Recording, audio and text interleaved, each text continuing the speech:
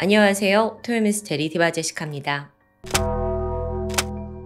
과거 2003년 이쯤 일본에서는 한창 온라인 커뮤니티 문화가 발달하고 있었어요.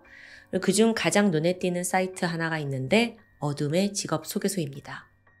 이 이름은 두 가지 의미를 가지고 있는데 첫 번째로는 그냥 말 그대로 어둠과 베일에 쌓인 직업 소개소다라는 뜻이고요. 실제로 두 번째 이 의미가 더 강한데 어둠의 직업, 그러니까 세상에 드러나면 안 되는 직업들을 소개하는 곳이라고 볼 수 있죠. 예를 들어서 보이스피싱, 이런 범죄에 가담할 사람을 공공연하게 여기서 구하는 겁니다. 실제로 사이트가 만들어질 당시에 일본에서는 보이스피싱이 활개를 치고 있었습니다. 이 범죄는 보통 이제 대포통장에 돈을 입금하게 되잖아요. 그럼 이 돈을 현찰로 뽑아서 범죄 조직에 넘겨야 하는 그 사람이 필요합니다. 이걸 보이스피싱 수거책이라고 하죠. 사실 이거 당한 사람들이 처음에는 그냥 고액 알바인 줄 알고 했다. 근데 보니까 수거책이더라. 범죄인 줄 몰랐다 하는 케이스도 있습니다. 근데 일본의 어둠의 직업 소개서에서는 아까도 말씀드렸다시피 그냥 대놓고 야, 수거책 할 사람 빨리 모여 이렇게 말을 합니다. 근데 뿐만 아니라 이런 글도 있어요. 범죄 현장에서 사체를 회수할 알바생 구한다. 정말 섬뜩하죠. 이게 진짜 사실인지 아니면 그냥 사람들이 주작을 한 건지는 알 수 없어요. 그 외에도 남자 AV 배우를 구한다라는 글도 찾아볼 수 있었죠. 대충 어떤 느낌의 사이트인지 아시겠죠? 근데 이 게시판에 구인글만 있는 건 아닙니다. 서로 소통하는 커뮤니티도 있는데 질 좋은 사람들이 모일 리 없어요.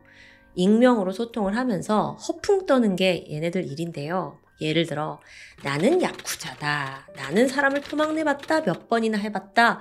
너는 겨우 그 정도냐? 나는 내장도 꺼내봤다. 이런 아주 철없는 지들끼리 나는 얼마나 흉악 범죄를 저지를 수 있는지를 좀 과시하는 분위기였습니다.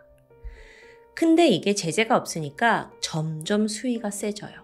그렇게 몇 년이 지나고 결국 사건 하나가 터지고 말았죠.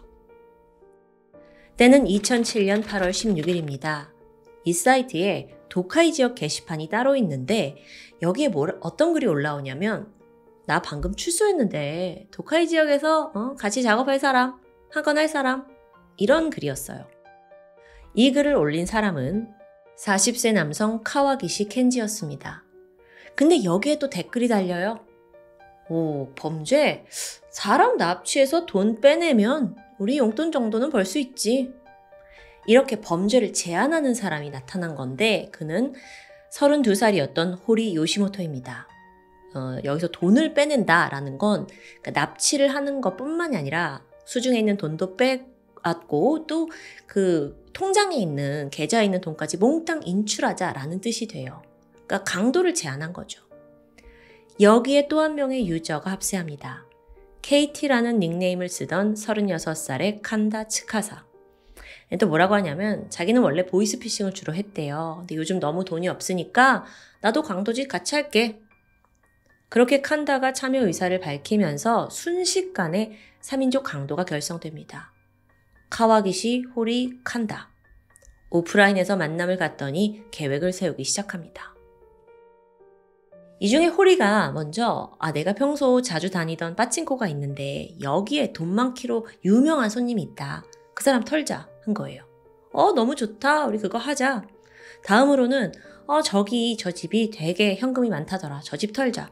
좋다. 우리 셋이 같이 할 수 있다. 막 이랬어요. 근데 결론적으로는 이게 계획만 세웠을 뿐이지 범행은 수포로 돌아갑니다. 너무 다행이죠. 근데 그 당시에 셋은 지금 나는 범죄를 잘한다는 걸 막 과시하고 싶은 그런 분위기에서 이 셋이 결성됐잖아요. 근데 2번이나 실패했어? 그러니까 약간 약이 오를 대로 오른 상황이었던 겁니다. 그러던 어느 날 또 셋이 모여서 어떤 범죄를 저지를까 계획을 세우고 있는데 칸다가 입을 열었죠. 야, 나 사실 전직 야쿠자거든. 그러니까 마약, 권총 난 다 구할 줄 알아. 그걸로 우리가 좀 큰 돈을 벌 수 있지 않을까?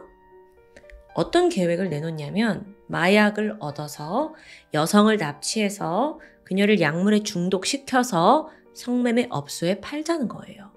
와, 듣기만 해도 너무 끔찍하죠. 근데 돈의 혈안이 되어 있는 이 세 사람에게는 정말 솔깃한 제안이었습니다. 그래서 계속 또 회의를 거듭한 끝에 구체화하려 했죠. 근데 실질적으로 마약을 구하는 거, 성매매 업소와 접촉하는 거, 위험 부담이 좀 큰일입니다. 쫄았던 것 같아요. 그래서 내려진 결론은 야, 젊은 여성을 우리 납치하자.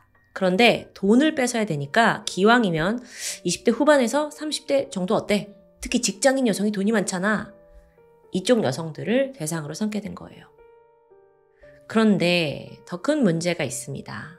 이들이 계획한 게 단순 강도가 아니었다는 점이죠. 모르겠어요. 그 세 사람들끼리 모여있다 보니까 범죄를 좀 과시하고 싶었던 거인지 완전한 범죄를 위해 피해자 납치해서 살해하고 시신 산에다 유기하자. 이렇게 구체적인 방법까지 서로 약속하게 됩니다. 갑자기 강도에서 지금 살인까지 넘어간 거죠. 범행 디데이가 되었습니다. 3명이 카와기시의 차에 올라서 이 지역을 좀 드라이브하기 시작해요. 납치 대상을 물색하려고 한 거죠. 카와기시가 운전대를 잡았고 뒷자리에 칸다와 호리가 목장갑을 끼고 앉아 있었어요. 계획이 뭐였냐면 쭉 돌아다니다가 이제 만만한 여성을 보면 이 여성이 만약 차 왼쪽으로 지나가면 칸다가 문 열어서 잡아 끌고 오른쪽으로 지나가면 호리가 문 열어서 잡아 넣겠다. 이런 겁니다.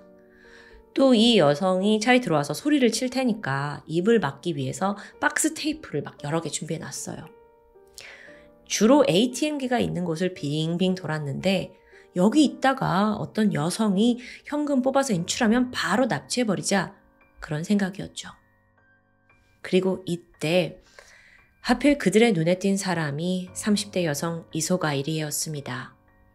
그녀는 평범한 직장인이었어요. 근데 오래전부터 요리사의 꿈을 갖고 있었거든요. 그래서 용기 내서 얼마 전 직장을 퇴사했고요.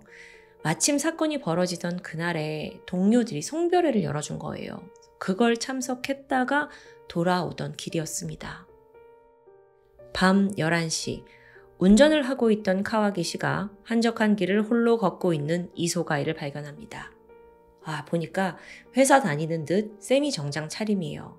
딱이죠. 돈 좀 있을 것 같은 직장인 여성. 일행은 곧바로 그녀를 미행하게 됩니다. 그렇게 5분, 10분 정도가 지났을까요? 이소가이가 차량의 오른쪽을 지나던 순간 벌컥 문이 열렸죠. 근데 아까 계획대로 납치한 건 아니었어요. 일단 호리가 차에서 내려서 아무렇지 않은 척, 마치 길을 묻는 척 좀 이렇게 편안하게 이소가이에게 다가갔고요. 더 가까워지자 갑자기 그녀의 입을 막고 몸을 결박했죠. 그대로 끌고 와서 뒷자리에다 그녀를 우겨넣습니다. 그러면 차 안에서 기다리고 있던 칸다가 그녀의 몸을 착 잡아당겨서 차 안으로 넣는 거예요. 그렇게 이소가이는 너무도 순식간에 낯선 차량 안으로 빨려 들어가고 말았습니다. 이후 세 사람은 야, 너 가진 돈 다 내놔. 비밀번호도 불어. 그럼 우리 너 죽여버릴 거야. 금품을 요구합니다. 근데 차 안에서 3명이나 되는 남성들이 지금 납치하고 협박을 하니까 얼마나 무섭겠어요. 그래서 이소가이가 막 빠르게 가지고 있는 한 60만 원 정도 되는 현금, 또 카드가 된 지갑까지 전부 다 내놓게 됩니다. 다 뺏겼죠. 이후 일당은 그 카드의 비밀번호를 알아내려고 협박을 하게 돼요. 근데 이 과정에서 성폭행까지 시도하게 되죠. 그런데 예상외로 이소가이의 태도가 강경합니다. 아무리 협박을 해도 비밀번호를 말하지 않는 거예요. 이게 왜 그랬냐면 사실 이소가이가 막 퇴사를 했고 요리사의 꿈을 가지고 있다고 했잖아요. 그 꿈을 이루려고 여태 열심히 돈을 모아가지고 꽤 여기에 많은 돈이 모여 있었기 때문이에요. 그러니까 자기의 꿈과도 같은 돈이니까 절대 이것만큼은 뺏기고 싶지 않았던 거죠. 예상과 달리 그녀의 너무도 완강한 태도에 일당이 좀 당황합니다. 그래서 카와기시가 방법을 바꿔요. 바로 10%런 시카를 꺼내더니 그냥 목에 들이미는 거예요. 야, 너 5분 내로 말하지 않으면 우리가 죽여버릴 거야? 무섭게 협박도 했지만 이소가이는 쉽사리 입을 열지 않습니다. 그러자 칸다가 호리에게 말해요. 야, 그냥 한 2번 그냥 찔러. 그러니까 호리도 정작 찌르지는 못하고 이소가이를 그냥 찌를 기세로 위협하고 있었죠. 정말 상황이 좋지 않습니다. 그래서 이소가이가 내가 이러다 죽겠다 싶었는지 비밀번호를 털어놔요. 힘겹게. 2960, 2960이에요. 그런데요, 여러분. 사실 이 번호는 가짜였습니다. 끝까지 번호를 제대로 주지 않았던 거예요. 근데 범죄자들은 그것도 모르고 일단 메모를 막 했죠. 그리고 다 됐다고 생각했는지 계획한 대로 다음 일로 넘어갑니다. 그건 바로 이소가이를 살해하는 일이었어요. 그 과정은 참혹하기 그지없습니다. 하나하나 설명을 드릴 건데 이 과정이 또 길어요. 일단 뒷자리에 있던 일당들이 그녀의 목을 졸랐습니다. 근데 이소가이가 좀 힘들어만 할 뿐 숨이 끊어지진 않았죠. 그러자 이번엔 호리가 이소가이 목에다가 밧줄을 감았고 그걸 카와기시랑 각각 양쪽에서 잡고 힘껏 잡아당깁니다.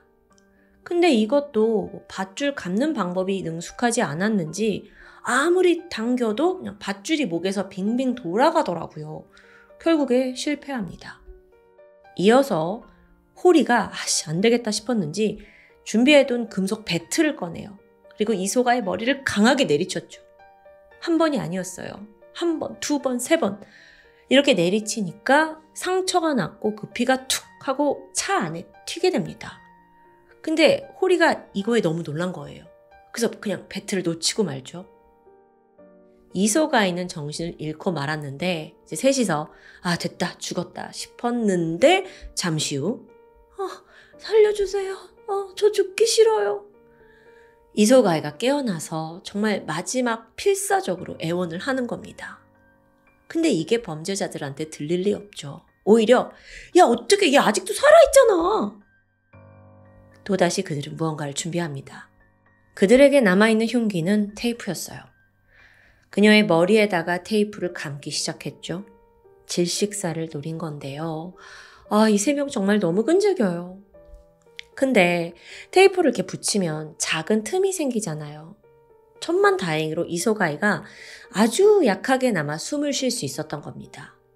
그래서 범인들의 생각대로 죽지 않았죠. 그러자 범죄자들은 아예 그녀의 머리에다가 비닐봉지를 씌웠어요. 그리고 그 위로 다시 한번 테이프를 감았고요. 이게 또 끝이 아니었죠. 마지막 확인 사살을 위해 정말 이 여자 제대로 죽여야 된다라고 생각을 했는지 금속 배틀을 집어서 머리를 구타합니다. 한 번, 두 번이 아니고 무려 30번이나요. 그렇게 이소가이를 납치한 지 3시간 만에 그녀는 아주 끔찍한 방식으로 정말 모든 고통을 다 느껴가며 숨을 거두고 말았습니다.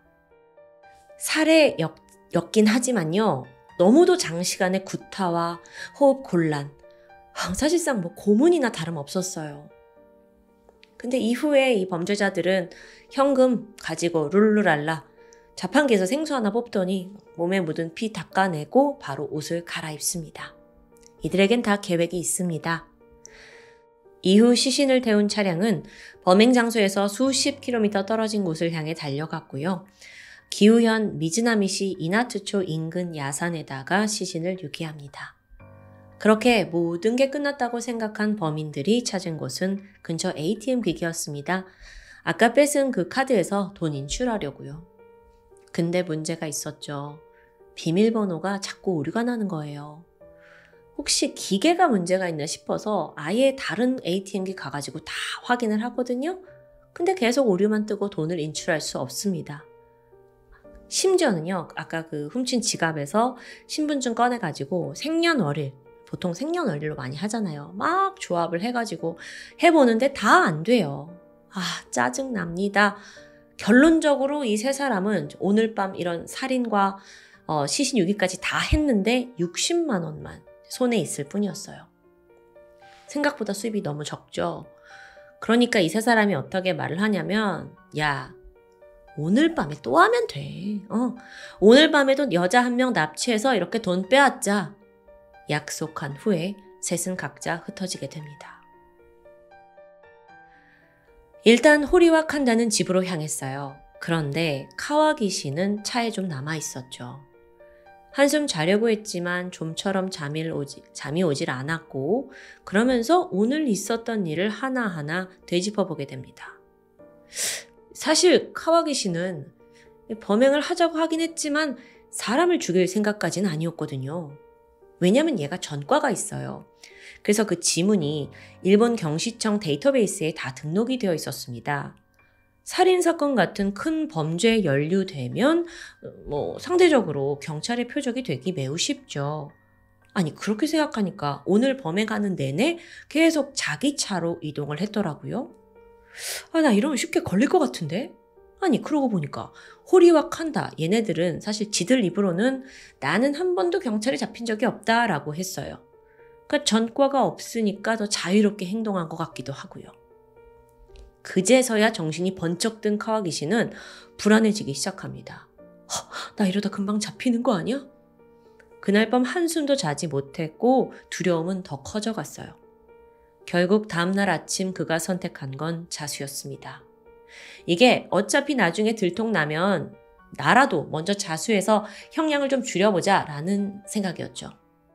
그는 경찰서로 갔고 이소가이가 사망한 지 몇 시간 만에 이 사건의 모든 전말이 수면에 드러납니다. 그리고 그날 밤 경찰은 카와기시를 믿기로 해서 공범이던 호리와 칸다를 불러냈고 그들까지 체포하는 데 성공합니다.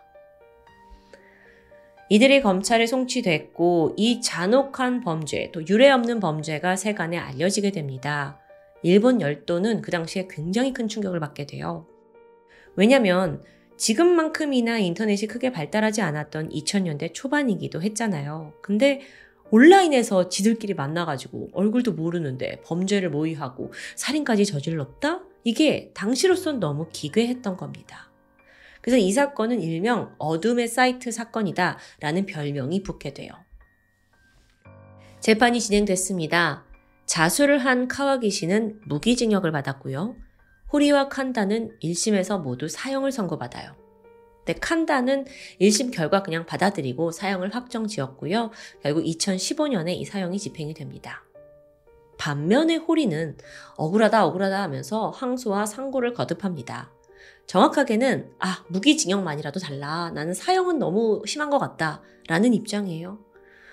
근데 수사를 쭉 하다 보니까 호리에 관련된 이전에 저지른 강도살인까지 또 밝혀진 겁니다. 이건 말이 안 되죠. 결국 그는 현재까지 일본의 사형수로 복역하고 있습니다. 인터넷이 우리 삶을 엄청나게 발전시킨 건 분명한 사실입니다. 제가 여러분한테 이런 전 세계 사건, 사고, 미스테리 들려드릴 수 있는 것도 바로 이 인터넷 덕분이고요. 하지만 이 편리함이 종종 범죄의 계기를 마련하고 있기도 합니다. 현재의 어둠의 사이트는 폐쇄되었지만 그 장소가 그냥 다른 SNS, 어떤 플랫폼으로 옮겨간 게 아닌가라는 생각이 들어요. 즉, 지금도 어둠의 네트워크는 우리가 잘 모르는 곳에서 여전히 건재하고 있을 수 있죠. 마지막으로 피해자의 어머니는 사건이 발생한 지 10수년이 지난 오늘까지도 마음에 큰 상처를 안고 살아갑니다. 특히나 이 강도들에게 끝까지 저항하는 그 딸의 모습을 떠올리면서 정말 눈물이 앞을 가리고 있죠. 어머니가 한 인터뷰를 통해서 이런 사건이 다시는 일어나지 않았으면 좋겠다라고 심정을 밝혔는데요. 사건이 발생한 지 20년이 가까이 흐른 지금 과연 세상은 더 안전해졌을까요? 억울하게 유명을 달리한 이소가이 리에 씨의 명복을 빌겠습니다.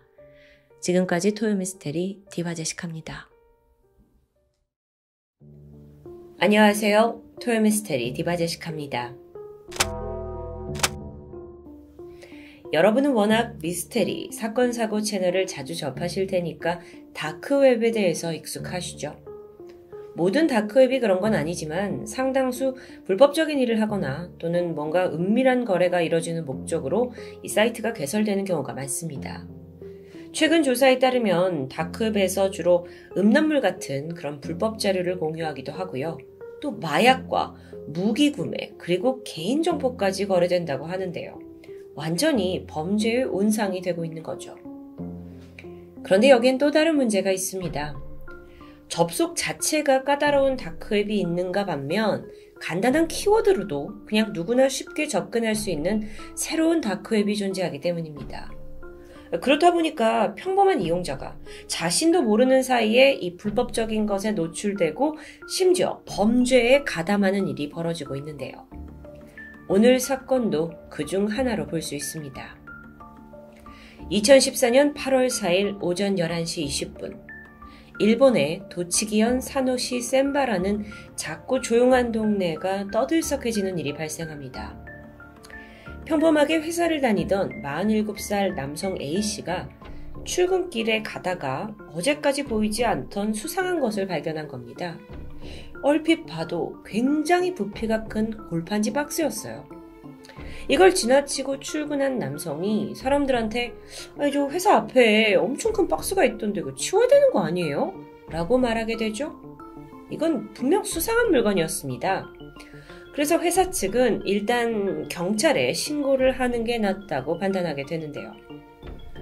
오후 1시 경찰들이 현장에 도착했습니다. 무단 쓰레기라고 생각했던 상자를 연 순간 안에는 작은 여성의 시신이 발견됩니다. 키 160cm에 어깨까지 오는 밝은 갈색 머리. 나이는 정확히 알 수 없었는데요. 적어도 15살에서 20살 사이의 청소년으로 보였죠. 눈에 띄는 외상은 없었는데 심지어 저항하는 적도 없고 옷도 헝클어지지 않은 채 정갈한 모습입니다. 이렇게 길에서 발견된 골판지 시신으로 인해 마을은 순식간에 긴장 상태가 됩니다. 다음 날인 5일 오전 부검 결과가 나왔습니다. 아직 부패가 되기 전이라 비교적 정확한 결과를 알 수 있었죠. 우선 시신의 혈액에서 여러 종류의 항정신약 성분이 검출되었습니다. 항정신약. 혹시 누군가 다량의 약을 먹이고 이 아이를 살해한 걸까요? 치아를 분석한 끝에 신원도 확인됐죠. 사망한 이는 사이타마현 출신의 16살 소녀 시라츠 카나. 이 사이타마현이라는 곳은요, 시신이 발견된 도치기현과 바로 인접해 있는 곳입니다. 그런데 사망한 시라츠 카나, 이 아이가 무려 2년 전부터 실종 신고가 된 상태였어요. 최초 신고가 됐을 당시에 그녀는 아동 자립지원시설, 그러니까 쉽게 말해서 보육원에서 생활을 하고 있었죠. 그러던 2012년 9월 돌연 카나가 자취를 감추게 되고 시설 관계자가 경찰에 실종 신고를 했습니다. 당시 이 보육원은 생활이나 좀 행실에 문제가 있는 아이들이 많이 머물고 있었는데 그렇다 보니까 당시의 경찰은 단순 가출로 여기게 되죠. 근데 그 기간이 길어집니다. 그러자 결국 이 카나의 친모에게도 연락이 취해졌어요. 다음 해인 2013년 2월 어머니 또한 경찰에 실종 신고를 접수합니다. 그리고 그때로부터 1년 반이 지난 2014년 8월에 돼서야 아이가 싸늘한 시신으로 돌아온 겁니다. 처음 경찰은 이 골판지 박스를 버리고 간 목격자를 찾으려고 했는데 없습니다. 그래서 용의자를 찾을 증거가 없어요. 사건 해결에 꽤 난항을 겪을 거라고 예상했지만 사건이 예상 밖으로 술술 풀려갑니다. 시신이 발견되고 다음 날인 5일 늦은 밤에 신주쿠 경찰서로 한 남성이 들어와요. 그는 이와사키 하루유키였죠. 45세의 무직 남성입니다. 그는 이 지역을 떠들썩하게 했던 골판지 박스 시체 유기 사건을 막 뉴스로 접했다면서 떨리는 목소리로 말했죠. 그게 발견된 이상 제가 더 이상 도망갈 수 없다고 생각했어요. 이게 지금 자수를 한 것 같은데요. 하지만 정작 그는 카나를 직접 죽인 범인은 자신이 아니라고 말합니다. 돈을 준다길래 그저 시체 유기를 도왔다고 해명했죠. 게다가 처음에는 그게 시체라는 것도 몰랐고 자신은 죽은 이와 전혀 관련이 없다고 말하는데요. 아니, 그렇다면 하루유키는 어떻게 이 시체 유기에 가담하게 된 걸까요? 그 통로가 된 게 한 구직 사이트였습니다. 이 하루유키가 무직 생활이 길어지게 되자 가족들이 좀 나가서 일 좀 해라 라고 채근을 하게 되죠. 그래서 결국 그는 인터넷 구직 사이트를 들락거리다가 구미를 자극한 게 있었는데 그게 바로 다크웹의 구직 사이트였습니다. 일본에서는요, 대표적으로 뒷면의 헬로워크 또는 어둠의 직업안정소라는 음지에서 직업을 구하는 사이트가 존재합니다. 합법적인 일도 있지만 이게 다크웹인 만큼 구인을 제대로 할 수 없는 불법적인 일을 이제 알바로 요청하는 게 대다수라고 하는데요. 그러다 보니까 보상도 일반적인 알바와 비교할 수 없을 만큼 두둑합니다. 그래서 일본에서는요, 종종 고액의 알바를 구하는 이들이 이 다크웹을 이용한다고 해요. 그중 한 명이 하루유키였고요. 그에게 주어진 일은 꽤 쉬워 보였습니다. 단순히 짐을 운반하는 거였는데 웬일인지 보수가 짭짤했죠. 하루유키는 단순히 불법 산업 폐기물을 처리하는 일일 거야 라고 예상했습니다. 그리고 약속 당일 만나기로 한 코시기야의 시내의 한 아파트로 향하게 되죠. 그리고 거기서 자신이 운반해야 하는 게 산업 폐기물이 아니라 사람의 시신이라는 걸 알게 됩니다. 이때 하루유키가 갈등하게 돼요. 뭐야? 이 정도로 위험한 일이라면 이건 하루에 적어도 100만엔, 그러니까 약 1000만 원은 뜯어낼 수 있는 거 아니야? 우리가 예상했던 갈등은 아니었죠. 결국 그는 이 시신 유기에 동참하기로 결정했고요. 아파트에서 만난 남성과 함께 시신을 이불에 둘둘 말아 커다란 골판지 상자에 포장하듯 넣었습니다. 그리고 자동차를 이용해 상자를 거리에 유기하게 되는데요. 자, 이 증언으로 인해서 수사는 급물살을 타게 됩니다. 특별수사반이 그가 방문했던 아파트의 주소를 확보했고요. 거기에 거주하고 있던 30살 남성 쿠리바야시 토오루를 새로운 용의자로 지명수배하게 돼요.